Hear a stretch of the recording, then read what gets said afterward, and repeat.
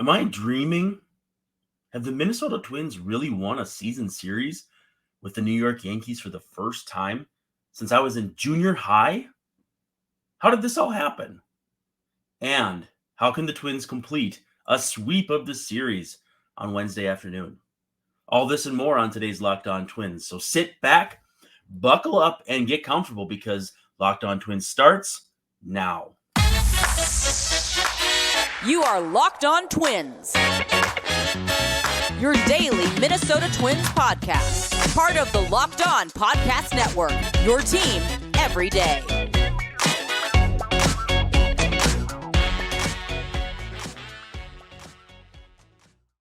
And hello, hey, what do you say? Thanks for making Locked On Twins your first listen every day. We're free and available wherever you get your podcasts and, of course, on YouTube. We're part of the Locked On Podcast Network, which is your team every day. As a reminder, please feel free to hang out in the comments on YouTube. Give us a 5-star review if you can on Apple Podcasts. Any of those things, like and subscribe, help us out a lot. And two, hang out in the comments because I would like to come answer questions, chat with you, and just have a good time. I appreciate very much everyone who listens and watches this show. Also, if you have questions you'd like answered on the show, feel free to add those as well. You can leave them in the comments. You can send them to me on Twitter, either at Brandon_Warren or at Locked On Twins. And finally, don't forget to check before and after games for breathless minutes, either pre or post game, as I said. And it'll be pretty much every game post-game, most games pre-game, depending on how people react to them. But so far, so good. Now, today's episode is brought to you by Cough Drops. That's not a sponsorship. That's just the only thing keeping me going right now. So if you listened to Monday's show, you know that I was hacking and coughing. Feeling a little better today, but definitely have one packed in the lip here to keep things going. Twins play the Yankees in the series finale Wednesday. That's tomorrow afternoon, 12:10 first pitch. Kenta Maeda will toe the rubber against Domingo German. Yes, that Domingo German. You can catch every pitch of the Twins season and the hometown broadcast with SiriusXM on the SXM app. So make sure you go on your SXM app and search for Twins, and you'll find them quite easily. Let's just dive right in. This back-to-back wins for the Twins to open the series against the Yankees after being dropping 2-3 to the Nationals is it's certainly what you'd call a change of pace. First time, though, that the Twins have won the season series since I was 15 years old back in 2001. And if it seems hard to believe for you, again, remember, I was in 9th grade. So absolutely crazy. Now, with that said, I do have pulled up the lineup from the win of the Twins. Well, so they've won the season series 4-2. So no matter what happens tomorrow, knock on wood that the Twins win, but they've already clinched the series. Now, the last time they clinched a season series was May 10th, 2001. It was a 5-4 win for your Twins at Yankee Stadium. Losing pitcher Mariano Rivera, believe it or not. We're going to go through the lineups here, though. The win pushed the Twins to 23-9 and the Yankees to 20-15. Now, keep in mind, this too was the Twins team that had spent that entire offseason staving off contraction talk. This is also a Twins team that in 2000 had played like 20-something rookies. So this is a young team still kind of finding their way. It's the last year of Tom Kelly, so just before they handed the reins over to Ron Gardenhire. So they hadn't won anything in a long, long time.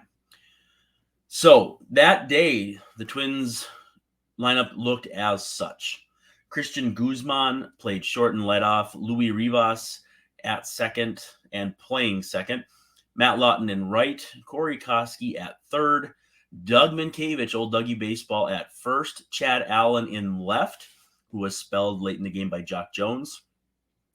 Torrey Hunter in center. That's right, hitting seventh back in those days. Jason Maxwell DHing, which is quite a blast from the past. If you remember him, definitely give yourself some kudos there. Denny Hawking, though, did pinch hit for him late. We all remember Denny Hawking, who was either the original Nick Punto or the successor to Al Newman. However you want to look at it is your prerogative. And then AJ Pierzynski finishes out the lineup. 3 hits in that one. He started a new podcast too, something like Fair Territory, where he talked to Lance Lynn today. So after you've listened to us, you should go check that out. That's pretty good. Now, with the Yankees lineup, I think you're going to especially be interested by Chuck Knobloch at the top. He was in left field, though. By this point, the throwing issues had gotten to such a point where he couldn't play second base anymore. Derek Jeter at short, Paul O'Neill in right, Bernie Williams in center, Tino Martinez at first, Jorge Posada DH'd that day, Alfonso Soriano played second, Joe Oliver caught. I do not remember Joe Oliver playing for the Yankees, so that was a surprise. David Justice pinch hit for Oliver late in the game. David Justice of Moneyball fame, of course. Scott Brocious rounded up the order and played third. And so the Twins got 6 innings from Mark Redman. Bob Wells threw a couple innings in relief. Eddie Gordado pitched an inning in relief. And LaTroy Hawkins closed it out in the 10th. So the Twins pushed across a run, an unearned run, in the top of the 10th against Mariano Rivera after Andy Pettitte threw 8 1/3 innings of, 4 earned run ball, 10 strikeouts, but he threw 114 pitches. Back then, that probably would have been considered barely breaking a sweat. So, it's been that long. If you are a fan of a certain age, you probably don't understand any of these players that I'm describing, but just absolutely incredible. Still one more game to play in the series too. We don't want to, you get the idea sometimes that a team gets to where they want to be, and then it's like whatever else happens is whatever happens. I would like to see the Twins put the foot down, get the sweep, really just assert the fact that they're for real, either in the AL Central, which they kind of already are. They have a 3-game lead in the division, but in the American League on the whole. I'm hopeful that that's going to be the way things look after we talk about tomorrow's game. Twins 14-10 right now, 3 games up in the division. Cleveland loses to Colorado. The White Sox get shut out by Jose Barrios and friends tonight as well. The White Sox absolutely dreadful, and honestly, the rest of the division has been just downright woeful. So Kenta Maeda, Domingo German, we'll talk about that more in a little bit. Roster move news to get to. Trevor McGill gets DFA'd. Bailey Ober gets sent back to AAA. And Brock Stewart is a big leaguer again. We love Brock Stewart. You know that? Brock Stewart gets his contract purchase. He has been absolutely nasty with the Dodgers. He was with the Dodgers in the big leagues. He's been absolutely nasty with the St. Paul Saints so far this year. You can see why he got the call. 17 strikeouts in 8 2/3 innings. Absolutely phenomenal numbers. That's 17.7 strikeouts per 9 innings if you want the numbers reframed a different way. Now, if you're looking at just his big league numbers, you're not going to be impressed. 6.05 ERA, not a lot of strikeouts. The whip is almost 1.6, 2.2 homers per 9. That leaves a lot to be desired, but this is a guy who is a fairly well-regarded prospect pitcher for the Dodgers, such that actually when the Twins were talking about trading Brian Dozier to the Dodgers in the first place, now before they ended up actually consummating the trade in 2018, but earlier on, Stewart was a guy I thought the Twins should target. Big, strong righty, interesting stuff. 6th round pick after going 40th a few drafts before that, in the 40th round, rather. Honestly, I just think it's a cool story now. I mean, he's 31 years old. You give him a shot. The Twins have had luck with these kinds of pitchers, whether it was Jared Burton, Casey Fien. There's no shortage of fun stories of older guys who take on a new role, get healthy after Tommy John surgery, and become somebody else. And if it doesn't work, it doesn't work. But I'm eager to see what has changed because he hasn't pitched in the big leagues since 2019. Absolutely disastrous season between the Dodgers and Blue Jays with an ERA over 9, 11, an astonishing 11 home runs allowed in 25 and 2/3 innings. So we'll see. Hopefully something's changed, but he was 27 then. He's 31 now. That should speak to how long it's been since he's pitched in the big leagues. But, 3 cheers for Brock Stewart getting back to the big leagues. Very, very exciting. So again, Twins win the first 2 games of the series, 6-2 on Tuesday night, 6-1 on Monday. Kenta and German coming up. Multi-hit games from Jorge Polanco and Byron Buxton. Twins hang tough against Nestor Cortez, all-star lefty from last year. Eventually, the Buck truck gets to him in the 6th as the Twins take the lead on a home run. And then Larnach hitting one off Marinaccio later in the inning to kind of give the Twins some insurance. Good to see Larnach showing some life with his bat. He's kind of ebbed and flowed a little bit here. But he did bat lower in the order today because the Twins faced a lefty. He was the only lefty in the starting lineup. Good to see him get going because the Twins are probably going to continue to force feed him at bats in that 3, 4, 5 range. And so we'll see what happens. But yeah, the Twins break it open with 4 in the 6th. Bullpen does the rest. Joe Ryan, absolutely fantastic. 7 innings, 7 hits, 7 strikeouts. It was a 7-7-7 kind of night. His ERA is down to 2.81. Absolutely phenomenal start to his season. And for the 3rd straight day, a Twins starter gave up runs early, or a run early, and then hit cruise control and managed to get the W. Bailey Ober on Sunday, Sonny Gray yesterday, and then Joe Ryan today. Good to see that the Twins and their starters are not letting things spiral out of control after tough starts. Let's talk about BetterHelp. It's a new sponsor that we have been working with here on Locked On. And if you need someone to talk to, BetterHelp is I cannot emphasize enough how great they are to deal with, to give you the help that you need. If you need to talk to somebody, you're looking for a new therapist or a first-time therapist, I tell you, I can say from experience, it may feel like it's just words. You're just talking to somebody, but they can help you see something in a different light. There are so many reasons to get help. There's no sign of weakness. If you're not feeling right, that's okay. You're allowed to not feel right. So I, for one, have benefited from therapy. You can set boundaries. You can work on your coping skills. You can get past trauma, all kinds of stuff. Give them a try. It's entirely online. It's convenient, flexible, suited to your schedule.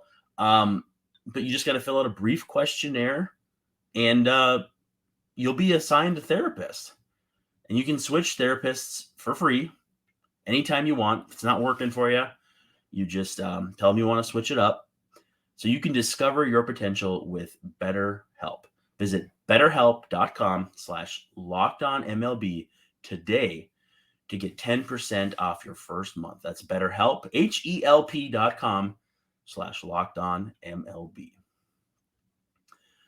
So one of my favorite segments of this show is hanging out with the fans and asking them how they feel in the moment. In this case, we went to Twitter and we said, how are you feeling about the first season series victory over the Yankees since 2001? And as usual, you guys knocked it out of the park. And I just want to read some of these, kind of interact with some of them. Excuse me. Cough drop time again. Hero says it's feeling like it's actually fun to be a fan of this team again. And I like that perspective because the Twins have not rolled over for the Yankees this year. Now, it may have felt like it in those 2 games to wrap up the series on the Yankees side of things. But these last 2 games, the Twins have thoroughly outplayed the Yankees. They have hit better, they've executed better, they've pitched better. And these aren't the same Yankees of old, too. We'll talk about that in the 3rd segment, but I'm just not impressed with this group of Yankees. And I know they got injuries. I know that, they didn't play Gleyber Torres tonight. Giancarlo Stanton's on the shelf. They've got some guys that are working their way back. But to see guys like Willie Calhoun getting plate appearances, Franchy Cordero, just doesn't feel like the Yankees to me. Justin MLB says he's feeling really good. If I'm not mistaken, though, he's a Red Sox fan, so I think he might be overstepping some boundaries here. Our good friend Devlin says it's nice to see what could have been the last 22 years if the Twins had solid, consistent pitching against the Yankees, besides Johan Santana and a few others, of course. Our friend Eddie wants to hang the banner and plan the parade. I'm not so sure I'd go that far. Our good friend Shayla says she is feeling good. It might not be the best answer, but it's the real answer. That's some good perspective. Joe Lear says, it's the first time since just before Joe Mauer was drafted, a month before. So it's really good, but it's also baffling that it hasn't happened at least once since then. It really is baffling because even by just like random occurrence, you'd think the Twins would have won a season series because, most years they're playing, 7 games? How hard is it to win 4 and lose 3? That's the level of ownership the Yankees have had over the Twins dating all the way back before the Ron Gardenhire era. Staggering. Again, how do you not accidentally win a series against the Yankees, a season series? And the 04 team was good enough to do it. The 06 team was good enough to do it. The 2010 team, the 2019 team, any one of those teams should have been able to eke out a season series win, but didn't. Doug Munson shares a picture of Byron Buxton in the clubhouse that says a picture is worth 1,000 words. All I can say is go look for it. Twins Wild 16 is Doug's handle, and it's an incredible picture of Byron Buxton with his hands on his face. I believe it's him being told it's been 22 years since the Twins had won a season series. And I think he actually said in the postgame comments that he was 6 years old when that happened. He hadn't had his 7th birthday yet, I think. Absolutely crazy. 6, 7, 8 years old, whatever he was still in elementary school, which is absolutely fantastic. Friend Matthew Cryer says that's how this feels, and it's a Nicolas Cage gif with long, flowing locks. Nick Kelly says it feels even better than when we dumped Hicks, Donaldson, and Isaiah Kiner-Falefa on him. Be nice. You don't want any kind of bad juju coming back to you. King of the understatement, Josiah Waldner says this year's team is way better than the 2022 Twins team. I will say this, though. I thought that the 2022 roster had some redeemable parts, and I still think should have been better than they finished. I liked the moves they made at the deadline. We're seeing Jorge Lopez absolutely fantastic right now. And that was the Jorge Lopez I thought the Twins were going to get last year. They didn't. I looked like I had some egg on my face. Such is life. But everything they've done this offseason and leading up to this offseason into this season has been it's come up Millhouse, to use the Simpsons phrase.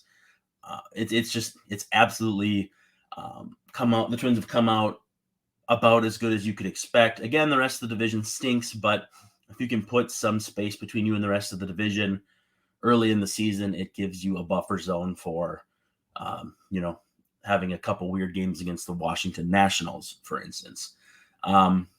Jason Goodham says good, man of few words, but he says that this makes him feel good.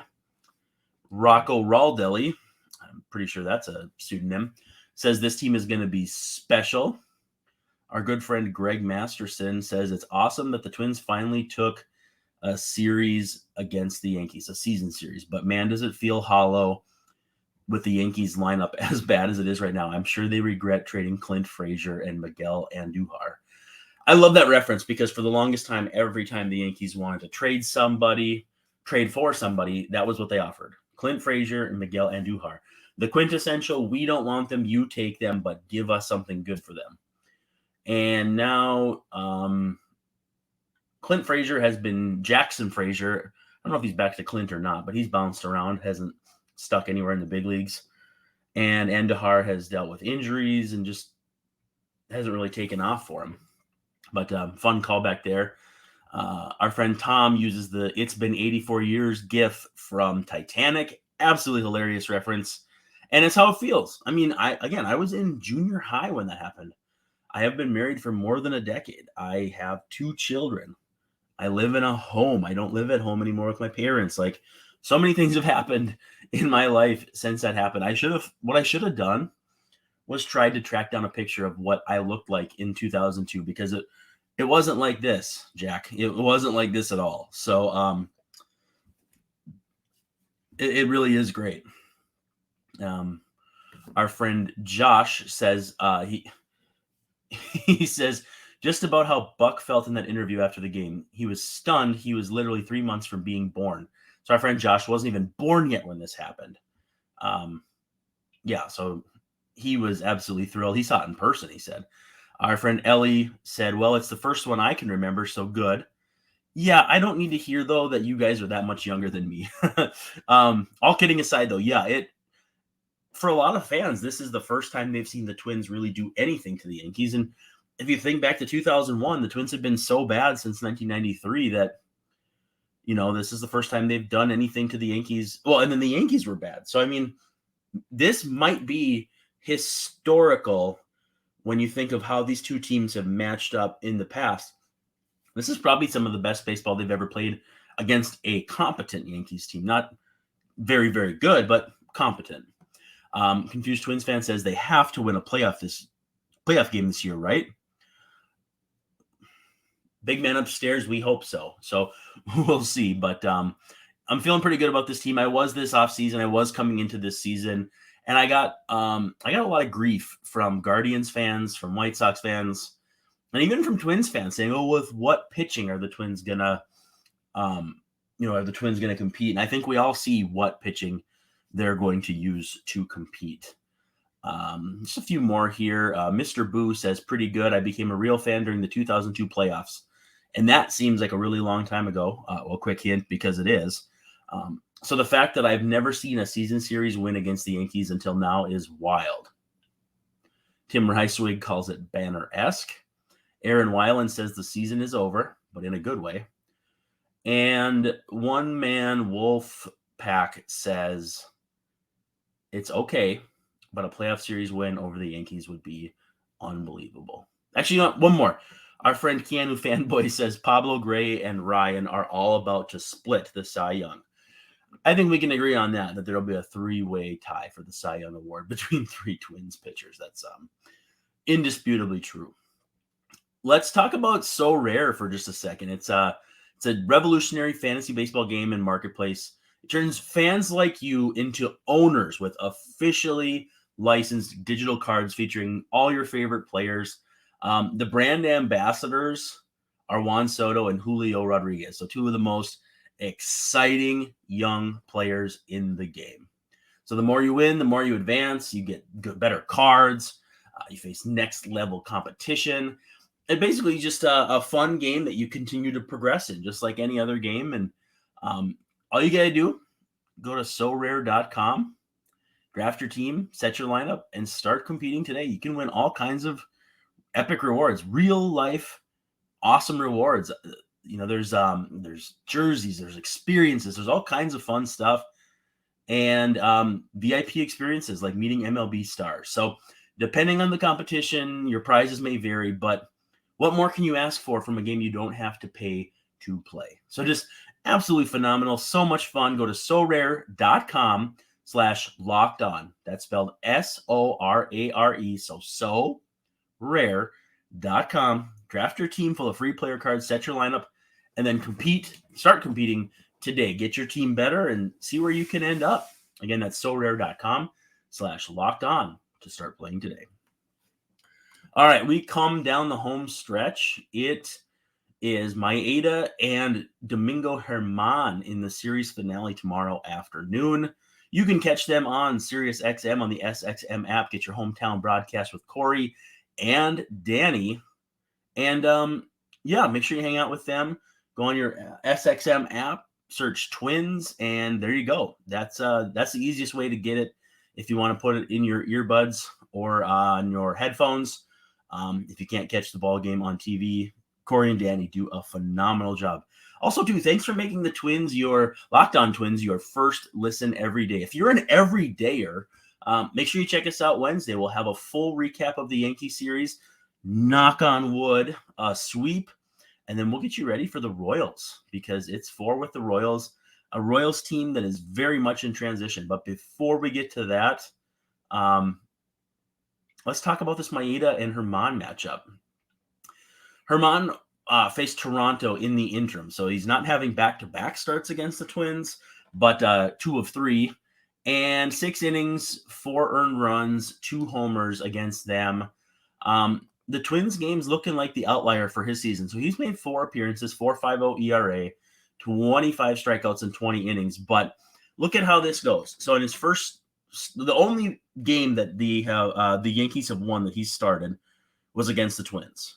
And he's gone 4 2/3, 3, 6 1/3, and 6 innings. He gave up 2 home runs last time out, and in his first start, he struck out 11 against the Twins, but in the start before that against the Guardians, struck out 0 with 5 walks.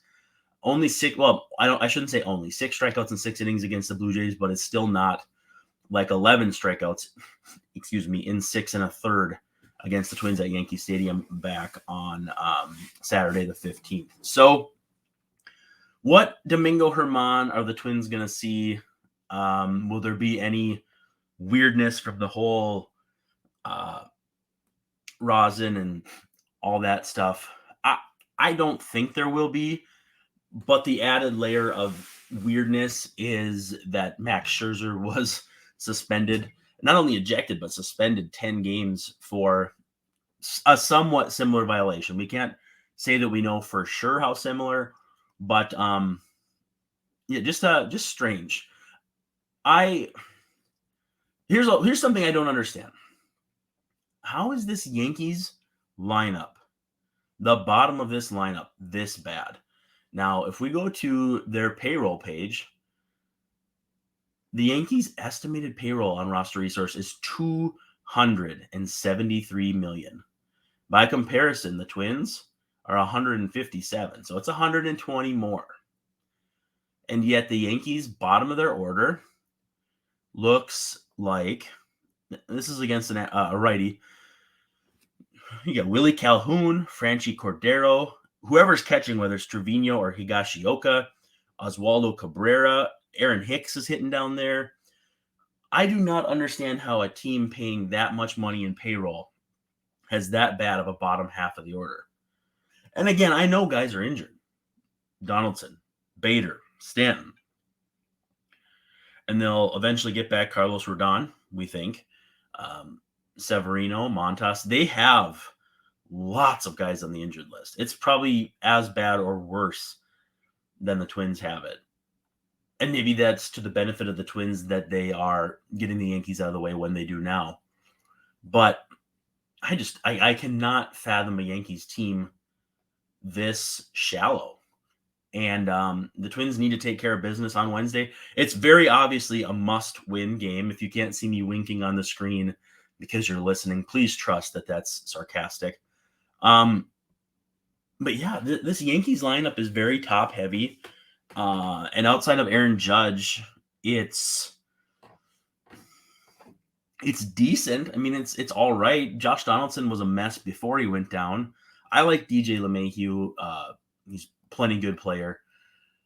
But, Anthony Volpe is just not quite there yet. Gleyber Torres is a perfectly good middle-of-the-order hitter, but I don't know, for some reason Yankees fans just don't particularly seem to care for him. Also, too, Kenta making his first start. Got an extra day off with Bailey Ober coming up and starting over the weekend. He started on April 20th, which will be a little less than a week ago, and he got hit by a Jaron Duran line drive, recovered to make the play to end the second inning, and then had to come out of the game. The rest of the game went sideways fast with Emilio Pagan. Twins lose, I think it was 11-5. So we'll see how Maeda looks in terms of, is his ankle feeling okay? Really, the only bump he's had so far this season is home runs. And I mean, the home runs were an issue in 2021. He's always been kind of a 1.2 homer per 9 inning kind of guy, which is, it's not bad, but it's teetering on bad, given whatever given year. But, 4.15 ERA, expected ERA of 3.13, according to our friends at Fangraphs. Average fastball coming in about 90.2. That's down from 2020, but not that much from 21. And he's not going to be a fastball velo guy. He's going to mix and match, probably throw his fastball about 30% of the time. So we'll see. I mean, he's a perfectly good fifth starter. And they have the ability to juggle with Bailey Ober, with Louis Varland, with Simeon Woods-Richardson. If they end up adding anybody else to the 40, like Randy Dobnak, Aaron Sanchez, they've got some options. But also, too, does it get to a point where he's got to have his starts skip so often that, maybe they look to have him in the bullpen in a long role? The predictability of role, and I think I said this yesterday, too, the predictability of role is going to be probably the most important thing for Maeda coming off Tommy John surgery. And I think, too, the fact that he got to the point where he was healthy enough that he could have pitched down the stretch last year also would maybe suggest that he's a little further along on the timeline than a lot of guys are who try to come back like just 1 year in. But also, too, with Chris Paddock hopefully making his way back at some point this season, maybe between Paddock and Maeda, you get 180 innings, which is not as frequent of an occurrence as it used to be. But I don't know. I love Kenta, easy for me to say. And I hope that he can stick in this starting pitcher role throughout the season. But I do think they're going to have to manage him carefully. And they're in a good position to do so, again, with SWR, Varland, Ober, and all those guys to come up and make spot starts. So, again, Twins noon tomorrow, 12:10 first pitch against Domingo German. That's all I got for you. That's a wrap for Locked On Twins. Thanks for hanging out. Make sure you follow us not only at Locked On Twins and Locked On Min, M-I-N, but as well as at Brandon_Warren. That's me. And thanks for making us your first listen every day. Stop by tomorrow. Check in tomorrow. We're going to talk about the wrap of the Yankees series. Again, knock on wood, fingers crossed, a sweep. And we'll get you prepared for the Twins taking on the cellar dweller, or one of the AL Central cellar dwellers, the Kansas City Royals, coming to town for 4. So we'll talk about that tomorrow. Become an everydayer for Locked On Twins. We'd love to have you. Subscribe, like, give us a 5-star review wherever you're listening and or watching. If you like the show, tell other people. If you don't, tell me, and I will make the required corrections to make your viewing experience as pleasant as possible. Now, with that said, this is Brandon Warren signing off, saying thank you so much, and don't forget to stop by tomorrow.